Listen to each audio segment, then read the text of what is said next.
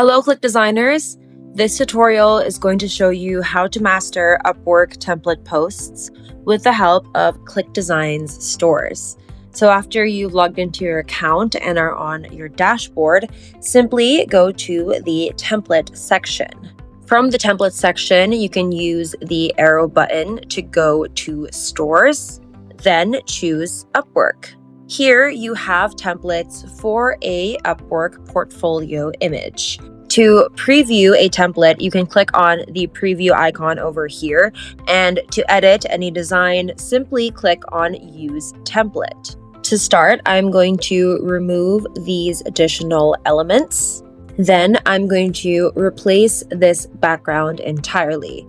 I'm going to go to the Backgrounds tab, and underneath Image, choose for an image that I want for my background. I'm going to add that onto my canvas. Then I'm going to click on Edit Image to adjust the background's color. Next, I'm going to remove this image and replace that as well.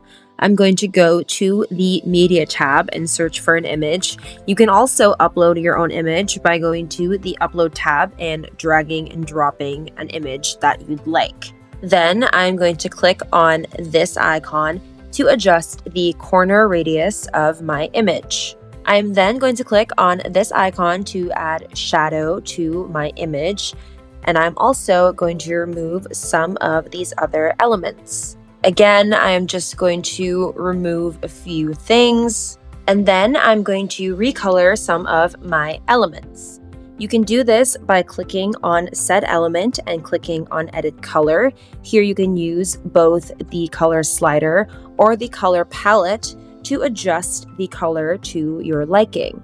I am also going to add shadow to this element by clicking on the shadow icon, and then I'm just going to adjust the opacity and direction like so. Again, I am going to recolor these elements, and once I'm done with that, I can go ahead and work with my text.